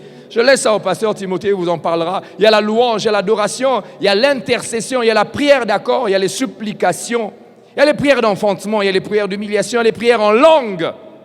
Il y a les prières consultatives qui cherchent la volonté de Dieu. Peu importe les différentes formes de prière, nous devons savoir qu'elles doivent être faites par l'Esprit de Dieu et au nom de Jésus. Au-delà de tout, il faut prier avec son cœur, le cœur de Jésus, les mots que Jésus te met dans l'esprit, dans une attitude d'action, de grâce. La prière ne rate jamais. Je vais bientôt conclure. En parlant de Marie, en parlant de Marthe, en parlant de Luc 17, on se rend compte d'une chose, c'est que le service, il est volontaire. Il est volontaire. Lequel d'entre vous a été forcé de servir à l'église où on a mis la tempe ici? Est-ce que vous savez que vous pouvez être à l'église et puis vous décidez de partir? Le pasteur il va simplement prier et puis pas. Il n'y a aucune incidence. Qu'est-ce qui vous bloque? Le service est volontaire, frère. Individuel. Il appelle sa propre décision personnelle. Donc, quand tu es en train de venir, quoi, tu viens voir le pasteur, quoi, je vais servir à l'église. Qui t'a forcé? C'est le pasteur qui t'a appelé. Yomuroye. Maman Toti, je sens qu'il doit être dans le département des mamans. Oui, quoi? Non, mais c'est maman Toti qui t'a appelé. Tu vas au niveau de la technique. Je sens que je dois servir à la technique. Premier test de la technique, Mema bafle ana. Mema. Oh, et ça kilo. Bon, vous avez mis le bon Mema. Deuxième jour, troisième, tu commences à tourner. Tu dis, ah, technique, on dit, Mema bafle. Et n'a t'inquiète kio.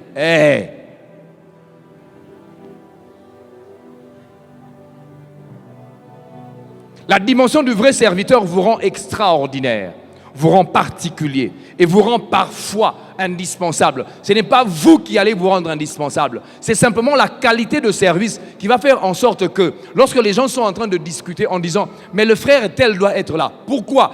Tout le monde a attesté que son service vient du cœur. Il y a des gens comme ça à l'église, 3 ou 4 ou 5 personnes. Dans des réunions, on doit toujours la voir.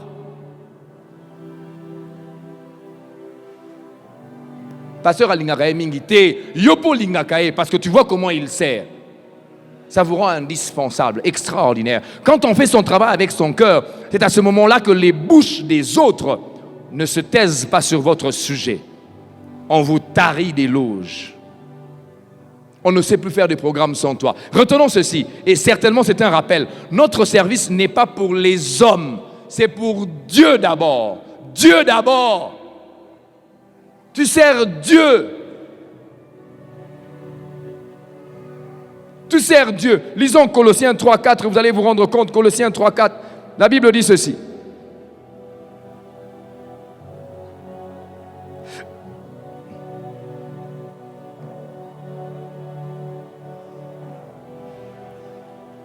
Quand le Christ, votre vie, paraîtra, alors vous paraîtrez aussi avec lui. Je vais le lire. Colossiens 3, 23 à 24, excusez-moi. 23 à 24, 23 à 24. Tout ce que vous faites, faites-le de toute votre âme, comme pour le Seigneur, et non pour les hommes. La Bible le dit. Vous avez votre Bible, regardez à l'intérieur. Soulignez ça. Tout ce que vous faites pour le Seigneur, et non pour les hommes, sachant que vous recevrez du Seigneur l'héritage en récompense. Servez Christ le Seigneur.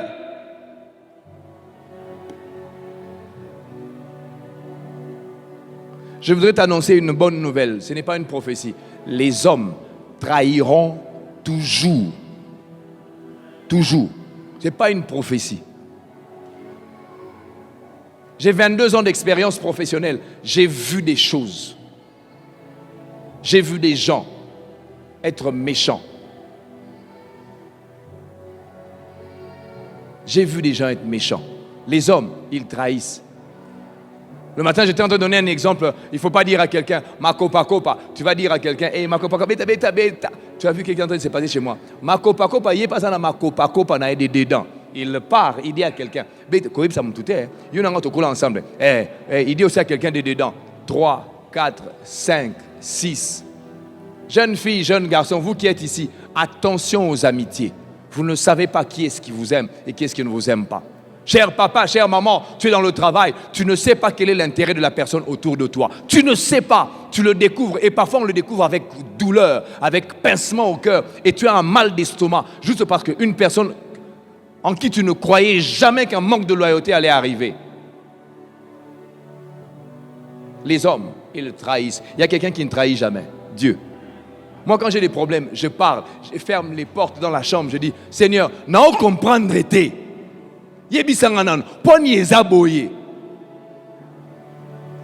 Quand je termine, j'ouvre les portes, je te regarde, alléluia, amen. J'ai parlé à mon Dieu, il ne va pas me trahir. Les hommes, ils trahissent toujours. Il te faut servir Dieu qui a établi ces hommes, ainsi ta soumission sera parfaite. Parce que tu es soumis à celui qui les a établis, à celui qui leur a donné l'autorité. Il nous faut absolument éviter les tares que je vais citer tout à l'heure dans le service. Premièrement, la compétition et la comparaison. Marthe est en train de dire, dis s'il te plaît à Marie. Marthe, elle va dire à Jésus, dis s'il te plaît à Marie, pourquoi elle ne vient pas m'aider? Tu te compares déjà à Marie. Combien de gens ne se comparent pas à l'autre ici? Combien de gens? Combien ne se comparent pas à l'autre? Serviteurs de Dieu, vous avez été consacrés. Je ne dis pas que ça arrivera. Et d'ailleurs, je tue ça, le manque d'unité. Mais ça vient comme un petit truc. Surtout quand Dieu dépose une grâce dans quelqu'un. C'est fini. Tu te poses la question de savoir, est-ce que toi, tu as entendu Dieu ou pas? Surtout quand tu as une mauvaise épouse. La femme te pousse à prophétiser. Tu commences à fabriquer des prophéties. Dieu me dit de te dire, Dieu. Fanakimia. Compétition, comparaison. Marc, dis s'il te plaît à Marie de m'aider. Elle vient de dire à Jésus, pourquoi ne travaille-t-elle pas? La compétition, ça tue le service dans l'église. La compétition, ça tue l'unité dans l'église. Ce n'est pas parce que tu es conducteur de louange que tu es plus grand que celui qui est à la sécurité. Non. Ce n'est pas parce que tu es responsable de la jeunesse que tu es plus grand que le moniteur ou la monitrice qui a les enfants. Non.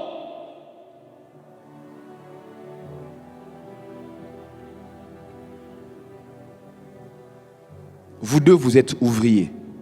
Un seul père. Et même nous, on est ouvriers. On est des hommes comme vous. Dieu peut vous parler pour nous.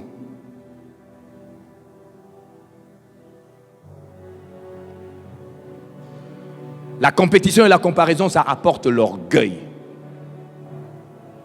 Ça tue le ministère. Ce récit nous montre combien le disciple discutait entre eux. Lorsque vous lisez Matthieu 18, 1 à 5. Qui est le plus grand? Qui mérite cette première place? Qui mérite la première place? Les disciples disaient, qui est le plus grand entre nous? Qui est plus grand? Jean, Pierre, Marc, qui sont là. Qui est plus grand? Qui est plus grand? Qui est plus grand? Dès l'instant où la petite notion de comparaison entre, l'orgueil est entré. Parce que l'échelle de valeur a changé. Ce n'est plus Christ, c'est le talent que Dieu t'a donné. Il y a des gens, quand tu as un talent, tu penses que, frère, je t'aime beaucoup, tu m'accompagnes. Est-ce que tu sais qu'il y a d'autres gens qui peuvent jouer au synthé? J'ai appris dans l'église qu'il n'y a personne d'indispensable. Dieu, il renouvelle la classe. Les enfants que nous voyons à l'école de dimanche, ils sont les futurs responsables des départements dans cette église. Ils sont les futurs techniciens. Les enfants à l'école de dimanche, les futurs prophètes. Donc, donnez-leur un peu de temps. Ça la rend fier. Dieu a renouvelé la classe. Ça s'arrête.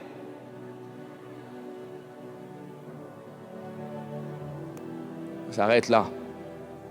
La conséquence, l'inimitié entre la destruction de l'unité, la destruction de l'entente collective. Vous allez vous rendre compte qu'il y a 3 ouvriers qui sont en train d'être sectaires. Ils parlent de toi quand tu parles. Quand tu vas silencieux, quand tu passes, ils commencent à parler.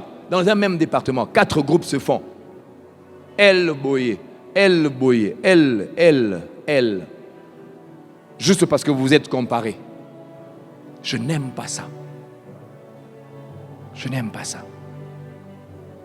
Elle t'emprisonne dans un prisme. Elle te laisse seul. Elle te diminue. La comparaison et la compétition, c'est ça qui est en train de tuer l'église corps du Christ. Église Église corps du Christ.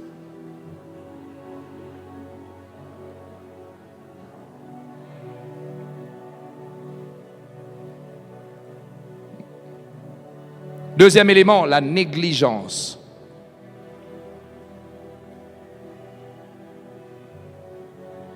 Celui qui pense qu'il est utile à un instant, on trouvera quelqu'un de plus utile que toi après. Et puis tu commences à négliger.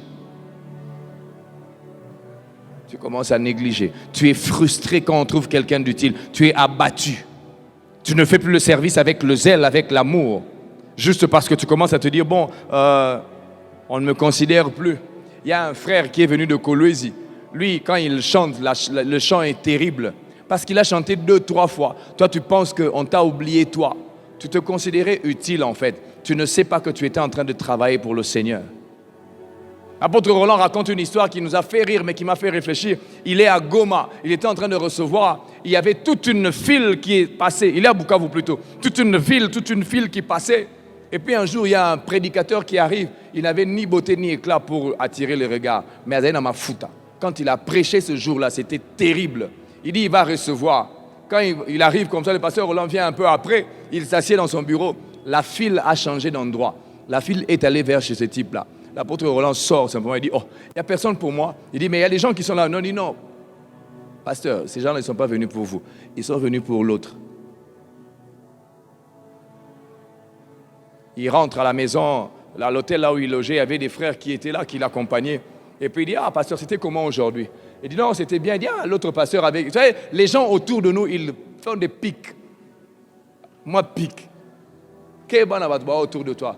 Ah, les lopes, pasteur, vous ne savez pas d'où est-ce que ce type-là vient.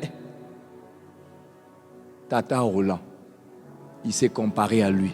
Parce qu'il n'y a eu personne qui est allé le voir ce jour-là.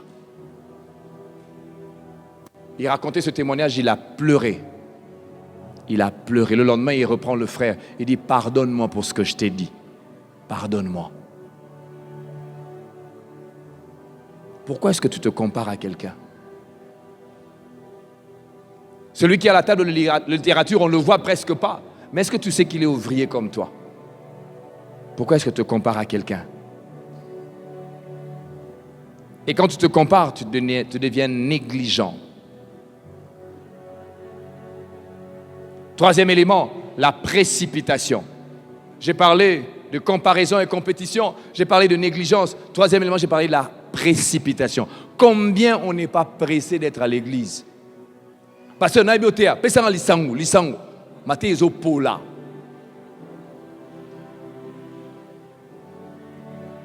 Bozo ratisenga makambu, bozo ratisenga i. Précipitation. Dès l'instant où tu te poses la question de savoir qui est le plus grand, qui est le premier, c'est lui qu'on aime, c'est lui qui accède mieux vite au pasteur. La notion de précipitation viendra aussi. Comment je peux faire pour être comme celui qui est à côté du pasteur? Pourquoi tu veux faire comme celui qui est à côté du pasteur? Pour faire quoi? Sers Dieu, frère. Regardez les versets sur la précipitation. La Bible dit ceci dans Actes 7, 24 à 25. Moïse vit qu'on l'outrageait et prit défense. Il a agi avant le temps. Pourtant, c'est lui qui devait libérer. Il a agi avant le temps et il a tué quelqu'un. La précipitation peut t'amener à faire des choses qui ne sont pas correctes. Deuxième texte, Nombre 28 à 12. Moïse, on lui dit, parle au rocher, mais lui, il frappe au rocher. Précipitation parce qu'il veut le miracle tout de suite. Saül, le roi Saül a perdu la royauté simplement parce que le prophète Samuel ne venait pas. Jean 18, 10, Simon coupe l'oreille de Malchus. Pourquoi? Il veut protéger Jésus. Précipitation. Toi, tu vas protéger celui qui a l'armée de l'Éternel avec lui. Proverbe 19 de la Bible dit ceci. Le manque de science n'est pas bon pour personne. Et celui qui précipite ses pas tombe dans les péchés. Tombe lui-même. Proverbe 21, 5, la Bible dit, les projets de l'homme diligent ne mènent qu'à l'abondance, mais celui qui agit avec précipitation n'arrive qu'à la disette. Nzala, il n'y a plus d'argent. 1 Timothée 5, 22, la Bible dit ceci, n'impose pas les mains à personne avec précipitation. Ne participe pas au péché d'autrui. Toi-même, conserve-toi pur. Précipitation. Combien de frères ne sont-ils pas là? Il dit, je vais imposer les mains nouveaux serviteurs. Au Tchamamboko, take it. Bokabola. Tu te rends compte que ta vie a changé. Tu commences à accepter certaines choses. Fais une analyse. Où est-ce que tu as imposé les mains rapidement? Timothée le dit. Hein? Paul est en train de dire à Timothée, n'impose pas les mains avec Nayebi Makambouana.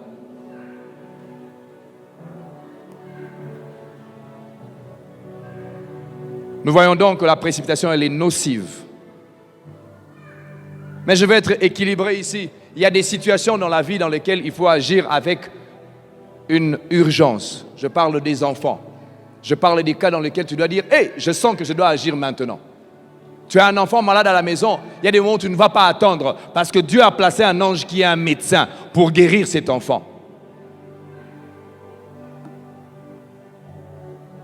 Il nous faut donc éviter toute comparaison dans le service.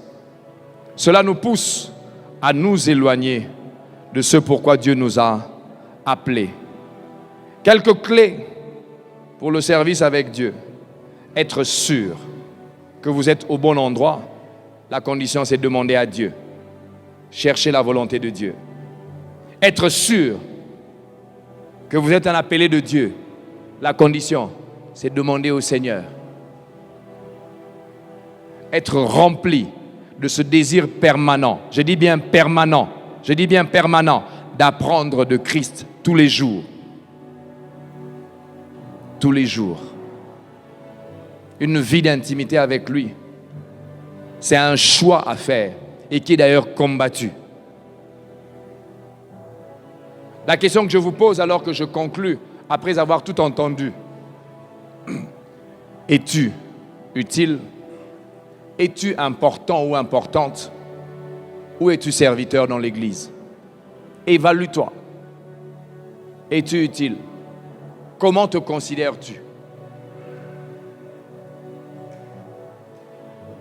J'ai appris avec Dieu que lorsque l'on est serviteur, en fait, on lui est utile. Et on est beaucoup plus important aux yeux des hommes quand on est serviteur. Je vous fais part de mon choix. Moi, j'ai fait le choix d'être serviteur. Qu'est-ce qu'il en est de toi? Que Dieu bénisse sa parole. Que Dieu bénisse sa parole.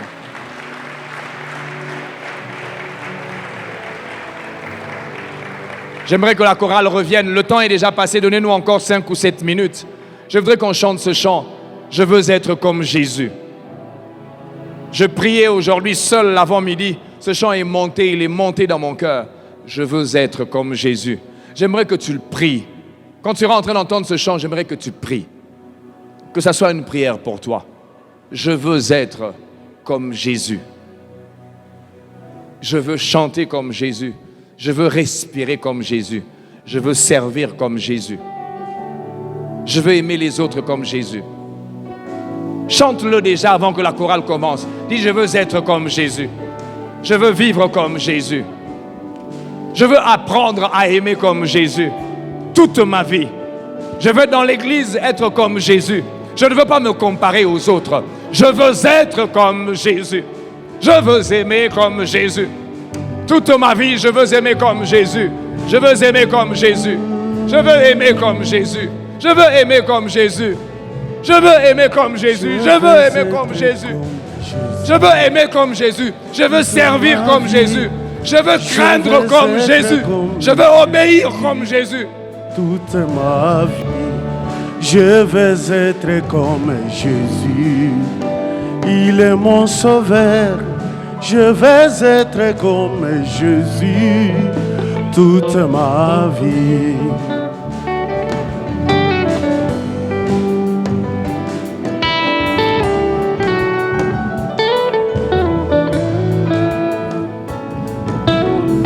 Ah, il marche là-bas, là-bas en Galilée. Il pria sans cesse, il pria sans cesse.